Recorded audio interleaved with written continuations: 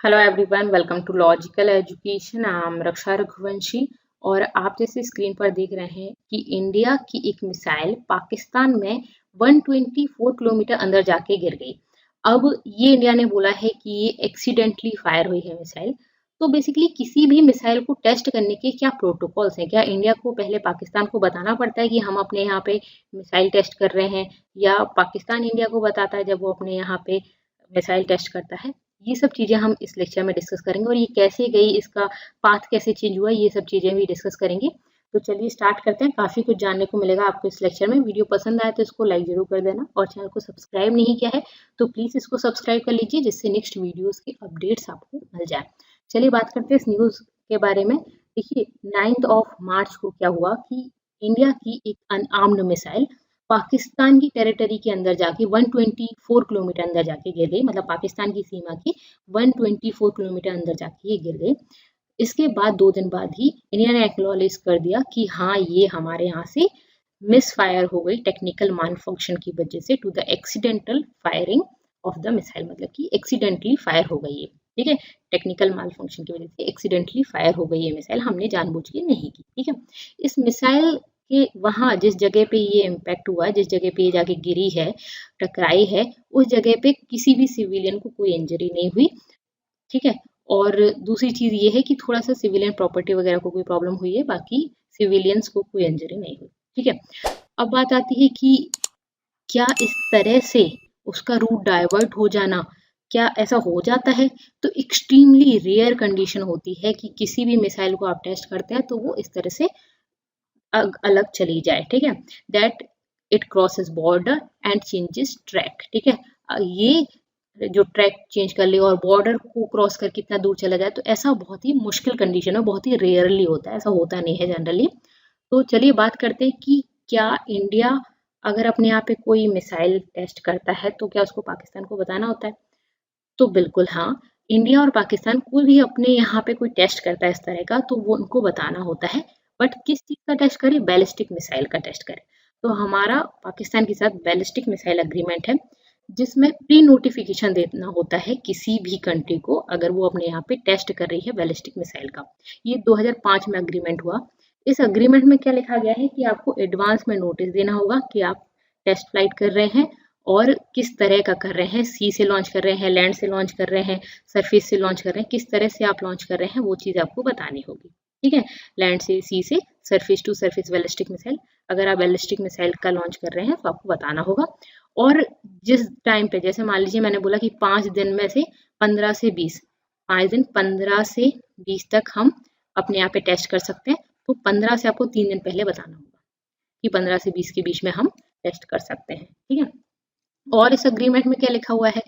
तो जो भी कंट्री अपने यहाँ पे टेस्ट कर रही है उसको पहले क्या करना पड़ेगा? एक issue notice to airmen, ठीक है। एक notice to airmen issue करना होगा, NOTAM, नोटाम। और दूसरा चीज क्या इनको बतानी होगी? नेविगेशनल वार्निंग, नेव एरिया नेविगेशनल वार्निंग देनी होगी उस कंट्री को, मतलब पास वाली कंट्री को, जिससे कि मतलब उनको पता चल जाए, ठीक है। बेसिकली एविएशन पायलट्स, मतलब बैलिस्टिक मिसाइल में लिखा हुआ है, जो एविएशन पायलट्स वगैरह हैं ये अलर्ट हो जाए। जैसे कि कोई भी एयरक्राफ्ट वगैरह जा रहा है, या उनको पता तो हो कि यहाँ से कोई मिसाइल वगैरह की टेस्ट वगैरह हो सकते हैं, तो इनको बताना होगा। दूसरा, सिर्फ इनको पता चल जाए तो इस वजह से नोटिस इशू करना होगा इनको, ठीक है। ओके। अब दूसरी चीज है कि अगर आप किसी भी मिसाइल को टेस्ट करते हो तो आप दूसरी कंट्री के बॉर्डर से कितना दूर होना चाहिए? जैसे कि ये इंटरनेशनल बाउंड्री है, लाइन ऑफ कंट्रोल है इंडिया और पाकिस्तान के बीच में, लाइन ऑफ कंट्रोल, ठीक है। बेसिकली एक बाउंड्री होती है। अगर इंडिया कोई अपनी जो भी मिसाइल है उसका टेस्ट कर रही है तो इसकी मिनिमम डिस्टेंस, जब ये लॉन्च करेगी ना, इस जगह से लॉन्च कर रही है, तो मिनिमम डिस्टेंस होनी चाहिए बॉर्डर से 40 किलोमीटर। 40 किलोमीटर से ज़्यादा की डिस्टेंस होनी चाहिए यहाँ से, मिनिमम 40 किलोमीटर, ठीक है। नॉट विद इन 40 किलोमीटर, तो लॉन्च साइड 40 किलोमीटर के अंदर अंदर नहीं होना चाहिए। जिस जगह पे जाके ये इम्पैक्ट करे, मान लो यहाँ पे जाके इसको गिरना है ना, तो ये इस बॉर्डर से कितना होना चाहिए? 75 किलोमीटर, या उससे ज़्यादा होना चाहिए, 75 किलोमीटर से कम नहीं होना चाहिए, ठीक है। दूसरी चीज़, अब ये जो लाइन है, लाइन ऑफ कंट्रोल, या जो इंटरनेशनल बाउंड्री है, वो ऐसे सीधी सीधी तो नहीं होगी, वो ऐसी टेढ़ी आड़ी हो सकती है, ठीक है। तो ये जो बाउंड्री है ना उसको क्रॉस नहीं करना चाहिए किसी भी तरह से, इसका जो रूट है ना वो क्रॉस ना करें, मतलब जाके तो यही गिनना है, लेकिन आप इसका जब ये ट्रेजेक्ट्री मतलब कि जो जो उड़ने वाली जो जगह होती है वो जो है वो इसको क्रॉस नहीं करनी चाहिए। और इसमें हॉरिजॉन्टल डिस्टेंस मिनिमम कितना रखना चाहिए, 45 किलोमीटर का हॉरिजॉन्टल डिस्टेंस मिनिमम इसमें रहे, ठीक है। तो बेसिकली 40 किलोमीटर जो है वो लॉन्च साइड जो है वो 40 किलोमीटर दूर होना चाहिए, इम्पैक्ट साइड 75 किलोमीटर दूर होना चाहिए।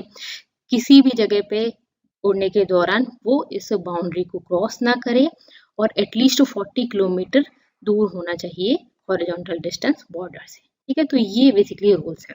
ओके, अब यहाँ पे ये तो पाकिस्तान के अंदर जाके गिर गई, अब ये कैसे जाके गिरी वो भी डिस्कस करेंगे, बट पहले ये जान लेते हैं कि कौन सी मिसाइल यहाँ पे जाके गिरी है।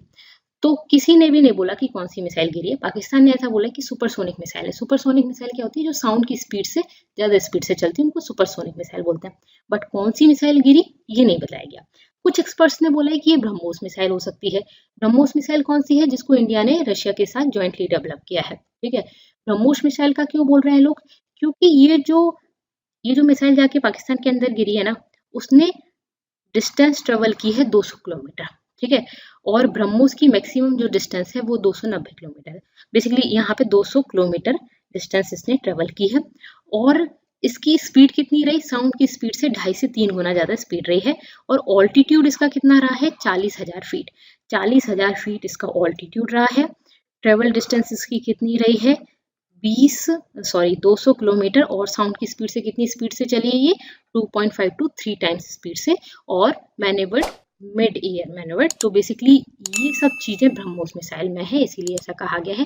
ब्रह्मोस मिसाइल की अगर हम बात करें तो इसकी स्पीड है ऑफ मैच 3, मतलब कि साउंड की स्पीड से 3 गुना स्पीड है। 290 किलोमीटर की रेंज है, अराउंड रेंज ऑफ 290 किलोमीटर। और क्रूजिंग ऑल्टीट्यूड कितना है, 15 किलोमीटर का, मतलब कि 50,000 फीट।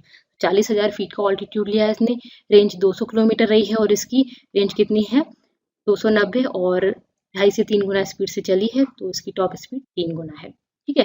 तो इसीलिए ऐसा कहा जा रहा है कि ये ब्रह्मोस मिसाइल हो सकती है। ब्रह्मोस मिसाइल न्यूक्लियर कैपेबल है, वायर हेड्स इसमें कितना कैरी कर सकते हैं, 200 से 300 केजी वेपन्स कैरी कर सकते हैं इसमें, ठीक है। और कहीं से भी फायर की जा सकती है ये। ओके, अब बात आती है, कुछ और एक्सपर्ट्स का कहना है कि पृथ्वी मिसाइल हो सकती है, न्यूक्लियर कैपेबल पृथ्वी, इसका कोई वेरिएंट हो सकता है। क्यों ऐसा कहना है, क्योंकि ये जिस जगह से फायर की गई है ना, मतलब एक्सीडेंटली फायर हुई है ना ये, तो ऐसा हो सकता है कि पृथ्वी फायर हो गई हो। तो उनका ऐसा कहना है कि जिस जगह से फायर हुई है वहां पे पृथ्वी मिसाइल रखी रहती है। स्ट्रेटेजिक फोर्सेस कमांड के एसेट्स हैं, some of the assets of strategic forces command which is responsible for India nuclear, ठीक है। तो ये उस जगह के पास में है जहां से ये मिसाइल फायर की गई है। तो बट इंडिया कभी भी इस रीजन से पृथ्वी को टेस्ट नहीं करता है, ये बालासोर से ही करता है, ठीक है। सिर्फ और सिर्फ बालासोर उड़ीसा से ये टेस्ट करता है पृथ्वी को। पृथ्वी भी एक बैलिस्टिक मिसाइल है, ठीक है। तो पृथ्वी को ये यहाँ से टेस्ट नहीं करता है। ओके, अब ये मिसाइल किस तरह से किस जगह पे चली गई वो हम बता देते हैं। ये जो है यहाँ से ये फायर की गई या हो गई जो भी है, तो इसका पहले इस डायरेक्शन में चलिए। अगर आप डायरेक्शन देखोगे तो ये ईस्ट है, वेस्ट है, इधर नॉर्थ है और इधर साउथ है। तो पहले साउथ वेस्ट डायरेक्शन में ये गई, ठीक है। फिर इसने क्या कर दिया, अपना रूट चेंज कर दिया। और रूट चेंज करने के बाद ये पाकिस्तान की बाउंड्री दिख रही है आपको, इस तरह से पाकिस्तान की बाउंड्री के अंदर जाके ये 124 किलोमीटर अंदर चली गई और यहाँ पे ये जाके गिर गई, ठीक है। ये इम्पैक्ट पॉइंट है। और जहाँ पे लोग रहते हैं, जहाँ पे पॉपुलेशन रहती है, वहां से सिर्फ और सिर्फ 33 किलोमीटर ही दूर था। थैंकफुली यहाँ पे कोई सिविलियन इंजरी नहीं हुई, नहीं तो हो सकता था कि यहाँ भी वॉर स्टार्ट हो जाए, जैसे कि रशिया यूक्रेन का चल रहा है। तो थैंकफुली यहाँ पे कोई इंजरी वगैरह नहीं हुई और इंडिया ने भी माना कि हाँ हमने मिस्टेकनली गलती से वो हो गई फायर, ठीक है। तो बेसिकली ये है पूरा। और ये कहाँ से स्टार्ट किया गया था, तो 104 किलोमीटर, मिनिमम ये डिस्टेंस 40 किलोमीटर होना चाहिए ना, हमने 104 किलोमीटर की डिस्टेंस रखी थी, अपने जगह पे जा रही थी। और ये इसने अपना रूट चेंज कर लिया। रूट चेंज करने के बाद ये सीधी सीधी पाकिस्तान की बॉर्डर के अंदर घुस गई और अंदर जाकर भी 124 किलोमीटर अंदर चली गई है, ठीक है। ओके, अब बेसिकली क्या पॉसिबिलिटी है कि इसने अपनी डायरेक्शन चेंज कर ली और ये इतना अंदर तक चली गई। तो देखिए इसमें कुछ पॉसिबिलिटीज हो सकती हैं, बट ये सिर्फ कहना है एक्सपर्ट्स का, मैं नहीं कह रही हूँ, ये एक्सपर्ट्स का कहना है कि ऐसा हो सकता है। ठीक है, तो ऐसा हो सकता है कि गलती से कोऑर्डिनेट्स गलत दे दिए गए हों। ठीक है, तो कोऑर्डिनेट्स आर नॉट करेक्ट।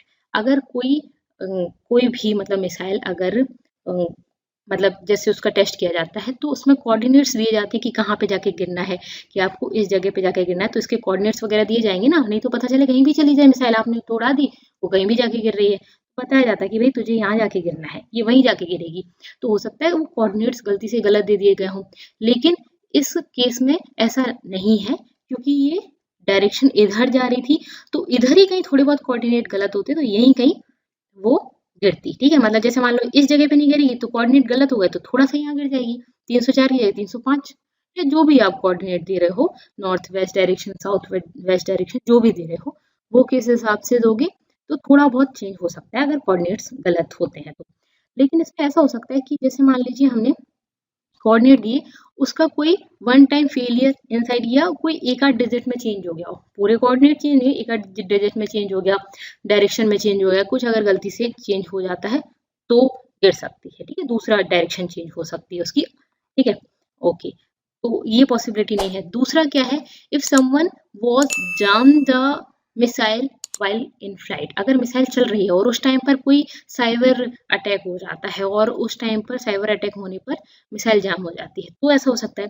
लेकिन इस केस में वो भी पॉसिबल नहीं है, क्यों? क्योंकि कोई भी कंट्री ऐसा नहीं करना चाहेगी। ठीक है, ना तो इंडिया ना पाकिस्तान, कोई भी नहीं करना चाहेगी, तो इस तरह का तो होगा नहीं। ठीक है, तो then the whole coordinates get affected. अगर वो इस तरह से कुछ हो जाता है, मिसाइल को फ्लाइट के दौरान ही जाम कर दिया जाए, उसमें बेसिकली साइबर अटैक कर दिया जाए, तो उस टाइम पे क्या हो जाएगा, सारे के सारे कोऑर्डिनेट्स अफेक्ट हो जाएंगे, कहाँ पे गिरना है, तो उसकी डायरेक्शन चेंज हो सकती है। तो ऐसा इस केस में पॉसिबल नहीं है, कोई भी कंट्री नहीं चाहती ऐसा। तीसरी चीज हो सकती है, if the target data that has been fed into missile gets corrupted. ऐसा हो कि टारगेट डेटा हमने बोला है कि भाई यहाँ जाके गिरना है, वो करप्ट हो जाए। ठीक है, वो टारगेट डेटा करप्ट हो जाए, तो वो दूसरी डायरेक्शन ले सकती है। लेकिन इस केस में वो भी पॉसिबल नहीं है, क्योंकि अगर टारगेट आपका यहाँ पे डेटा करप्ट हो जाता तो वो ऐसे चलेगी, इधर चला मैं उधर चला ऐसे। ठीक है, लेकिन ये ऐसे नहीं गई, ये सीधी गई फिर ऐसे सीधी गई। ठीक है, तो इस तरह से नहीं गई कि लड़खड़ाते हुए चल रही हो, तो ये भी पॉसिबल नहीं है इस केस में। इस केस में ये चीजें पॉसिबल नहीं है। कोऑर्डिनेट्स अगर आपके करेक्ट नहीं होते हैं तो भी वो थोड़ा मतलब जैसे कोऑर्डिनेट में थोड़ा बहुत अगर डिफरेंस आता है तो इधर की जगह इधर गिर जाएगी ज़्यादा से ज़्यादा, और ज़्यादा डिफरेंस नहीं आएगा। लेकिन यहाँ पे पूरी तरह से ऐसा हो सकता है कि एक आध कोऑर्डिनेट ऐसा हो सकता है, ऐसा इसमें पॉसिबल नहीं है, इसमें भी तो हो सकता है कि बीच का कोई अंदर का डिजिट चेंज हो गया हो, तो ऐसा हो सकता है। बाकी पॉसिबिलिटीज है, इन इस केस में ऐसा कुछ नहीं है। अब बात आती है कि पाकिस्तान ने क्या किया। जब ये पाकिस्तान में जाके गिर गई तो क्या किया पाकिस्तान ने, तो पाकिस्तान का जो रेंजिंग सिस्टम है वो जो ये बताता है कि हाँ भाई ठीक है, यहाँ कोई मिसाइल टेस्ट वेस्ट या कुछ भी चल रही है, तो वो इंडिया की टेरिटरी में था, तब तक कोई दिक्कत नहीं थी। पाकिस्तान को पता चल गया कि हाँ यहाँ पे एक मिसाइल चलाई जा रही है। ठीक है, तो उन्होंने नेविगेशन सिस्टम से पता चल ही जाता है, तो उनको पता चल गया। जैसे ये पाकिस्तान की तरफ मुड़ी, ये लोग चौकन्ने हो गए, इन्होंने देखा कि हाँ ये पाकिस्तान की तरफ आ रही है। लेकिन अभी पीस टाइम है, वॉर टाइम तो है नहीं, तो पाकिस्तान ने भी एकदम से इस स्पीड से अगर कोई भी चीज़ आती है तो थोड़ा सा सोचने समझने में टाइम लगता है। तो ये अंदर चली गई, बहुत तेज़ी से अंदर गई, और पाकिस्तान ने जो काम करना होता है ना, इस टाइप से अगर कोई भी मिसाइल वगैरह आती है तो जो रूल्स फॉलो करने होते हैं, उनको जो प्रोसीजर फॉलो करना होता है, वो सारा प्रोसीजर इन्होंने किया, फॉलो किया। बट इस टाइम पर पीस टाइम में ऐसा कुछ है भी नहीं कि कुछ युद्ध चल रहा हो तो हमें डिसीजन लेना है, तो उस तरह से उन्होंने नहीं किया। ठीक है, चलिए यहाँ पे ये लेक्चर हमारा कंप्लीट होता है। आपको कैसा लगा मुझे जरूर बताइएगा। आपको समझ आता है तो प्लीज़ वीडियो को लाइक जरूर करा करें, और चैनल को सब्सक्राइब भी कर लें और अपने फ्रेंड्स के साथ शेयर कर दें। That's all for this lecture. अगर आप इसकी PDF चाहते हैं तो टेलीग्राम चैनल को ज्वाइन कर सकते हैं। इसके अलावा इंस्टा और फेसबुक पर भी आप मुझसे मिल सकते हैं। Thank you so much for watching.